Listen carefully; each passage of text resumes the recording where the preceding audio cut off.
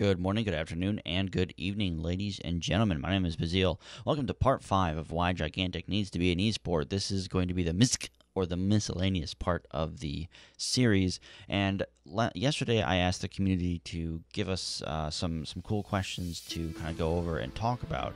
And the first subject I want to go over is a pretty important one, and it comes by via Reddit from the user RarCK or RarQuick or something like that. So yeah, I butcher names, I'm sorry. But he wants to kind of talk about the way that the map and the verticality,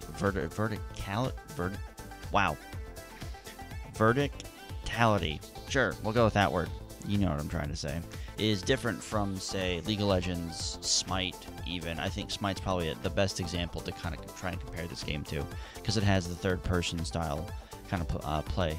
And I think that he brings up a good point, because there's no 3 lanes. There is not your standard jungle. I mean, jungle is a huge part in quote-unquote MOBAs, and Gigantic doesn't have that. So that's going to set it apart huge from the whole farming aspect, where 1 or 2 people go off and just farm and don't really, do anything for the next 45 minutes, and then surprise, look at all these items I have. So I think he brings up a good point, where that definitely sets the game apart in terms of esports, because it gives it a really kind of cool, different style of gameplay that we really haven't seen in, well, ever. We have Quake and Unreal Tournament, which is the arena shooters, which is like Gigantic in a way as well. And those have always been about just precision, accuracy, and just complete map knowledge, and knowing where to double jump and where to wall jump and skid and blah blah blah. So it really kind of gives the Gigantic, I think, a little bit of a stepping stone in terms of the competitive nature and the competitive environment. I don't think that it's going to completely turn people away either, because just because it's called MOBA doesn't mean it has to have the 3 lanes or items or the creep spawning or a jungler. Now, I know that a lot of people love to play junglers, so that might actually deter some people. But in the end, I don't think that it really is going to make a big deal if Gigantic doesn't have a jungler or not.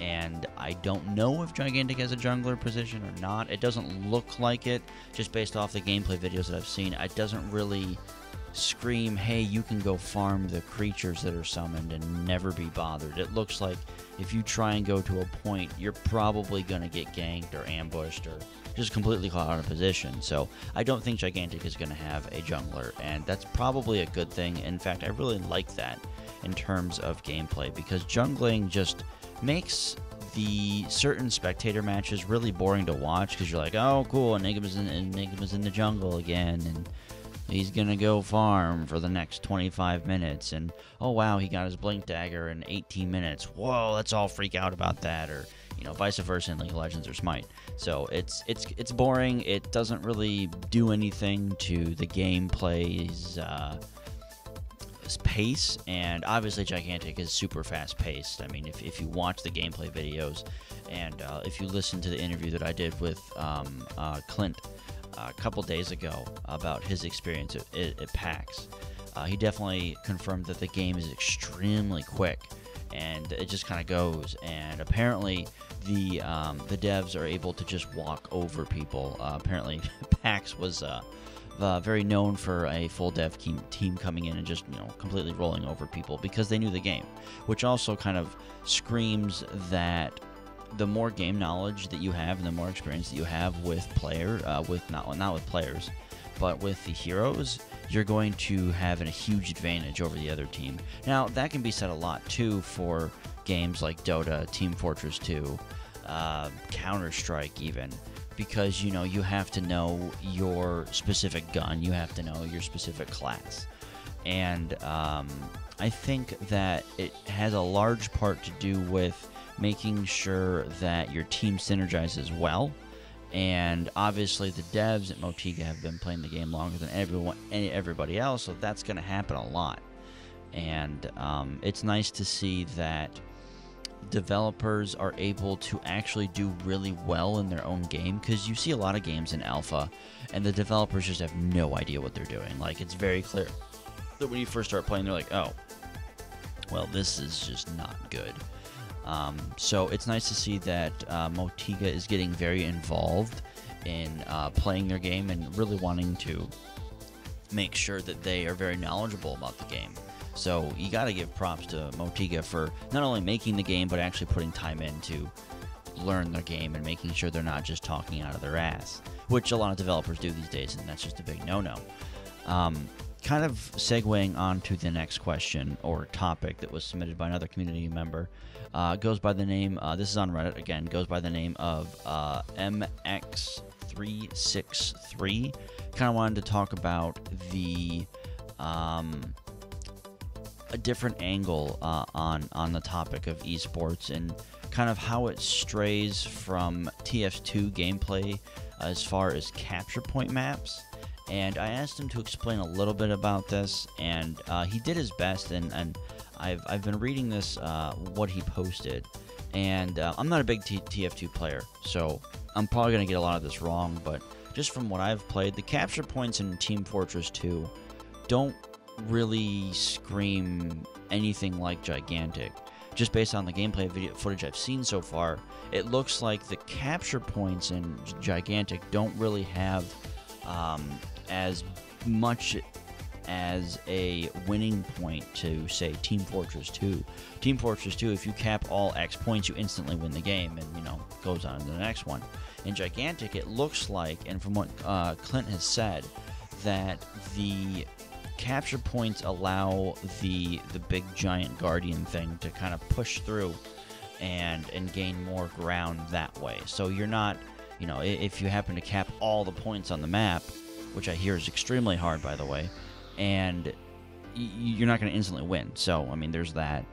So in terms of, like, Team Fortress 2 capture point gameplay versus Gigantic, it has a lot of similar aspects in there. It has a lot of similar teamwork aesthetics and just making sure that everything works correctly in terms of a team environment.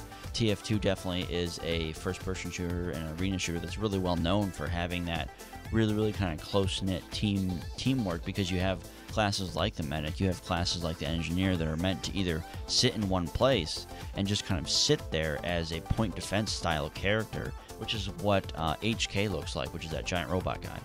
And it's something that I think I want to say Motiga probably pulled from TF2 was a lot of how the classes interact with each other, because it just looks like the way that the heroes interact with each other in the gameplay footage so far that we have all seen, probably hundreds of times that we've watched this over and over and over. I know I have, because I'm obsessed with the game already. I haven't even played it yet, so it's going to be a fun experience. And I think that kind of seeing the different aspects of different games that you can see that are definitely pulled in as inspiration is really cool.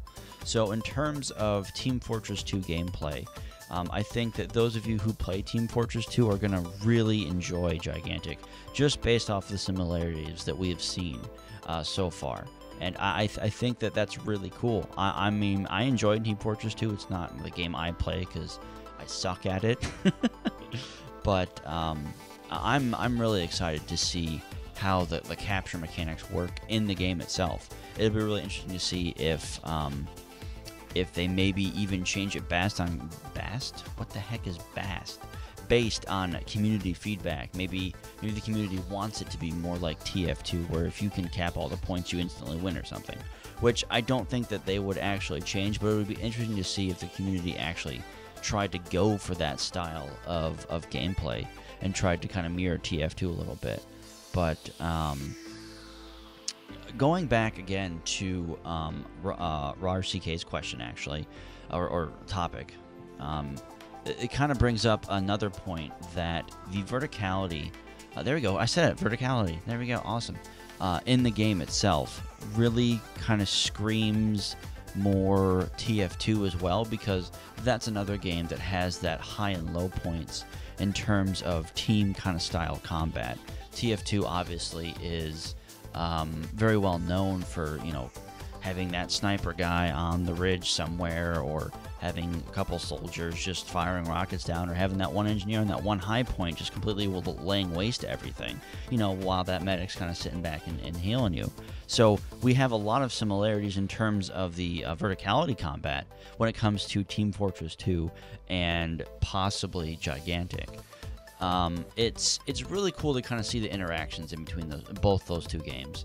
And I think that in terms of making sure that the Gigantic stays its own personal kind of niche, really cool style of gameplay, I think that pulling from games is good, but we also have to remember that we can't compare this game to other games because it's not like other games. It really is a hybrid MOBA style game, which allows us to have combat situations like TF2, Unreal Tournament, and that kind of stuff. Even a little bit of Counter-Strike in there as well.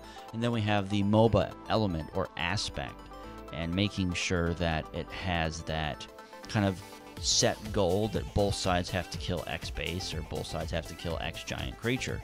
Which, by the way, Motiga, I'm really hoping you put in some sort of giant turtle guardian. That would be fantastic. And he has to be named from Teenage Mutant Ninja Turtles. That has to happen. Hands down, has to happen. Or it can be a skin for the Griffin. I don't care. I think that it's a Griffin, right? It's a Griffin. Sure, it's a Griffin. We'll call it a Griffin. I don't know. Griffin, sure.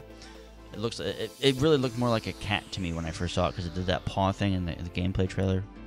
I think it was the announcement one or the one after that. I don't remember which one it was. So it was like, hey, it's a cat bird thing. So whatever. That was really all I wanted to cover in terms of just kind of an off episode. I don't want to talk about anything specific. I wanted to really kind of go into pulling different aspects of different games into the game and kind of pulling this all back around into why Gigantic needs to be an esport and why that makes it a good esport is it allows people to say, this really reminds me of this game, so this is actually really cool. So they're able to come into it and make sure that they are allowing themselves to be familiarized with not only the game itself, but pulling different elements and aspects of that kind of stuff, and will really help, I think. And that's going to be it. I'm trying to make this video as long as possible because I know one of the viewers keeps harping on me for not making the video the elite length. So I'll try to make the end card a little bit longer to make up for that. But thanks for listening, guys. Do appreciate it. God bless. Have a good afternoon, morning, or evening, and we'll see you guys next time. Bye-bye. End card.